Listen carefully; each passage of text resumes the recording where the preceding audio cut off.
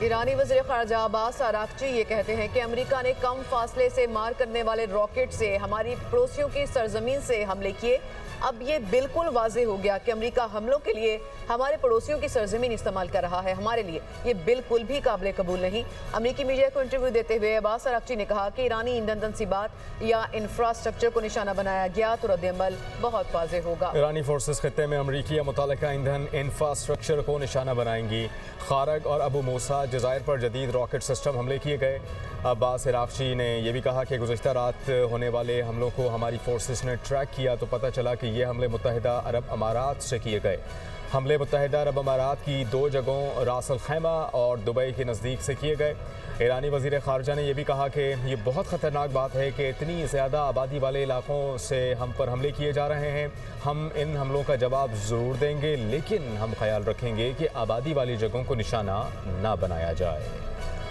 اسرائیل اور امریکہ کے ایران پر حملے۔ تہران، اصفہان، شیراز سمیت متعدد ایرانی شہروں پر وحشیانہ بمباری۔ اصفہان شہر میں متعدد مقامات پر دھماکے، 15 افراد شہید۔ ایران میں شہادتوں کی مجموعی تعداد 1444 تک پہنچ گئی، 202 بچے شامل۔ ایرانی وزارت صحت کے مطابق حملوں میں 223 خواتین بھی جان کی بازی ہار چکی۔ امریکی اور اسرائیلی حملوں میں ایران کی 43,000 عمارتیں زمین بوس ہو چکی۔ ترجمان ایرانی حکومت کا یہ کہنا ہے کہ تباہ شدہ 36,000 عمارتیں رہائشی ہیں۔ صرف تہران میں 10,000 عمارتوں کو نشانہ بنایا گیا۔ ایران کی اسرائیل اور امریکہ کے خلاف حملوں کی 54ویں لہر۔ پہلی بار سالڈ فیول اسٹریٹجک سجیل میزائل کا استعمال۔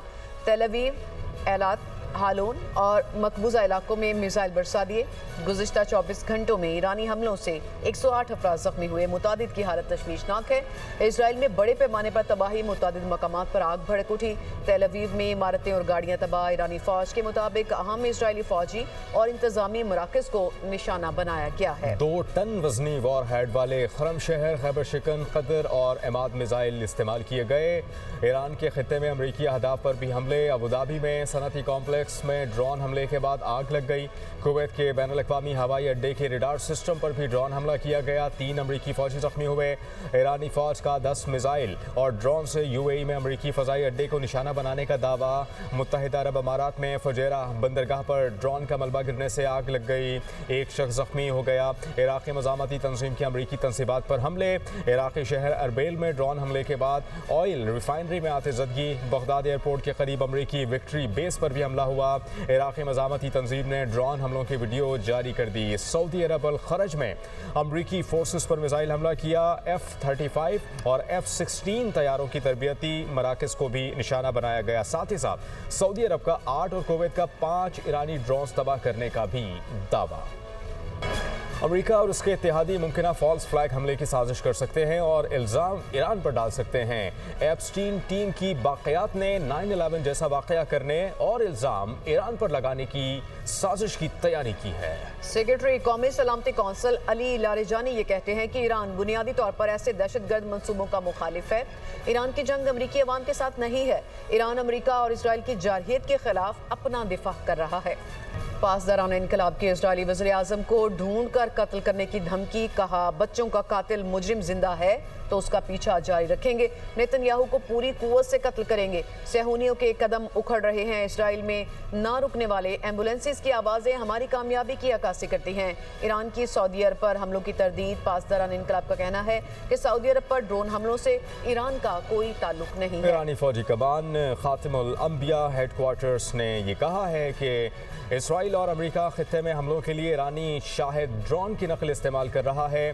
دشمن کا رویوں کا الزام ایران پر ڈالنا چاہتے ہیں۔ حالیہ دنوں میں ترکی، کویت اور عراق میں بعض مراکز پر ہونے والے حملوں کو ایرانی افواج سے منسوب کیا گیا۔ ہمارا ان حملوں سے کوئی تعلق نہیں۔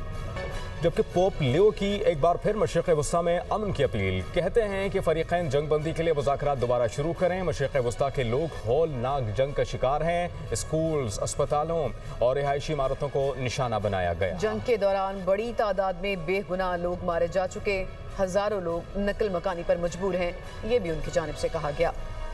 آگے بڑھتے ہوئے آپ کو بتائیں گے کہ ایک تو مشرق وسطیٰ کی صورتحال کشیدہ ہوتی جا رہی ہے اور اس کے اثرات براہ راست آئل پر بھی پڑ رہے ہیں۔ مشرق وسطیٰ میں جاری جنگ کے اثرات، عالمی منڈی میں تیل کی قیمتوں میں اضافہ۔ لندن برنٹ خام تیل کی قیمت میں $6-8 फी बैरल इजाफा हो गया है। आपको बताएं कि अमरीकी WTI खाम ऑयल भी मजीद $2.98 फी बैरल महंगा हो गया। अमरीकी खाम तेल की कीमत $98.71 फी बैरल हो गई। अबनाए हरमूज से 2 भारतीय जहाज बाहिफाजत गुजर गए। ईरान ने चंद भारतीय जहाज़ों को नकलो हरकत की महदूद इजाज़त दी थी। अमेरिका की ईरान पर मुसल्लत की गई जंग अमेरिका के लिए ही दर्द सर बन गई। एक के बाद एक नाकामी ने अमेरिका को बुखलाहट का शिकार कर दिया है। ईरानी हमलों में तेजी और खित्ते में अमेरिकी तंसीबात की तबाही जंग में अमेरिकी नाकामियों का मुंह बोलता सबूत है। मज़ीद तफसीलात जानिए इस रिपोर्ट में।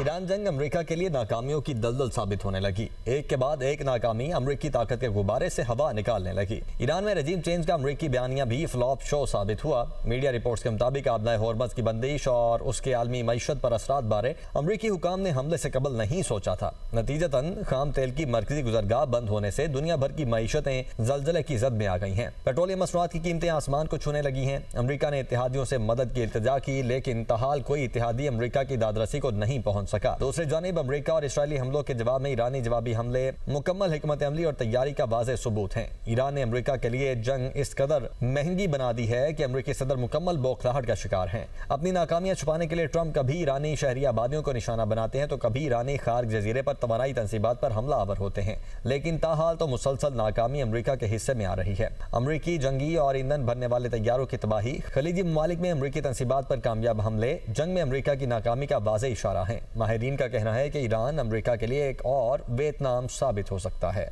वज़ीर-ए-आज़म पाकिस्तान शहबाज शरीफ की ज़ेर सदारत खित्ते की बदलती सूरत हाल के पेश नज़र मुल्क में ग़िज़ाई सूरत हाल और वाफिर अशिया की बरामदात पर जायज़ा इजलास हुआ। इजलास को ब्रीफिंग दी गई। पाकिस्तान में अशिया खुरनोश का वाफिर ज़ख़ीरा मौजूद है, किसी भी चीज़ की क़िल्लत नहीं।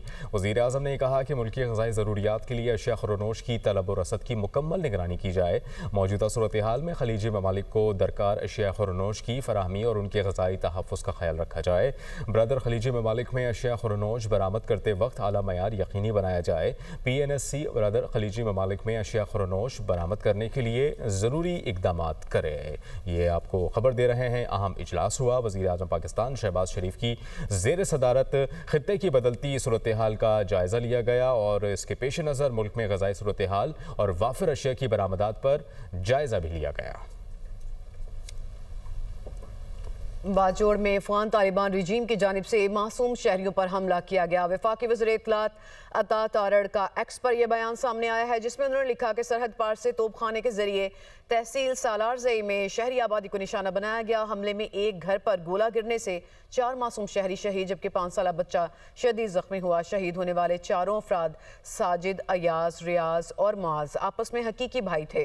मुकामी अफराद और शहरी आबादी ने अफगान तालिबान हुकूमत के इस इकदाम पर शदीद गम और गुस्से का इजहार किया है। शहरियों को दानिस्ता निशाना बनाना न सिर्फ बैनुल-अक़वामी कवानीन और बुनियादी इंसानी इक़दार की संगीन खिलाफ वर्जी भी है। ये उनकी जानिब से एक्स पर लिखा गया और अफगान तालिबान हुकूमत की जानिब से दहशतगर्द तंजीम फितना और खारिज के साथ मिलकर शहरियों को दानिस्ता निशाना बनाना न सिर्फ बैनुल-अक़वामी कवानीन और बुनियादी इंसानी इक़दार की खिलाफ वर्जी है, बल्कि ये इस बात की अक्कासी भी करता है कि ऑपरेशन ग़ज़ब लिल हक़ के तहत पाकिस्तान की मुसल्लह अफ़वाज की जानिब से दहशतगर्दों और उनके मावन ढांचों पर मौसर कार्रवाइयों के बायस उन्हें मुख्तलिफ महाजों पर भारी नाकामियों और शदीद दबाव का सामना है। पाकिस्तान पीपल्स पार्टी के चेयरमैन बिलावल भुट्टो जरदारी की सरबराही में पार्लिमानी पार्टी का इजलास हुआ, जिसमें सदर ममलिकत आसिफ अली जरदारी, खातून अव्वल आसिफा भुट्टो जरदारी और PPP शोबा ख़वातीन की मरकजी सदर फरियाल तारपुर ने शिरकत की। सदर आसिफ अली जरदारी ने कहा कि हम कायदे अवाम शहीद जुल्फ़िकार अली भुट्टो और शहीद मोहतरमा बेनज़ीर भुट्टो के मिशन को लेकर आगे बढ़ रहे हैं। इस वक्त जंग के हालात हैं, हमें मुत्तहिद रहने की ज़रूरत है। सदर ममलिकत आसिफ अली जरदारी का वज़ीर आला सिंध और उनकी काबीना पर एतमाद का इजहार। आप और आपकी टीम बहुत अच्छा काम कर रही है। सदर ममलिकत आसिफ अली जरदारी का वज़ीर आला सिंध से मकालमा। सदर जरदारी ने कहा कि अपने अच्छे कामों के तसलसल को जारी रखें, मुश्किल हालात में भी आवाम को जितना मुमकिन हो सके रिलीफ दिया जाए। बिलावल भुट्टो जरदारी ने कहा कि इस वक्त दुनिया में जंग के हालात हैं, इन हालात में तमाम सियासतदानों को एक पेज पर होना चाहिए। मसाइल के बावजूद सिंध के वज़ीर आला जिस अंदाज में सूबे का मुकदमा लड़ते हैं वो काबिल तारीफ़ है। हम आग लगाने वाले नहीं बल्कि आग बुझाने वालों में سے ہیں, سانحہ کا مقابلہ کرنے والوں پر تنقید ناقابل فہم ہے. چیئرمین بلاول بھٹو زرداری کا گل پلازا سانحے کے حوالے سے بیان, کہا کہ میں میئر کراچی مرتضی وہاب کی کارکردگی سے مطمئن ہوں, جلد کراچی میں ترقیاتی کاموں کا سلسلہ شروع ہوگا.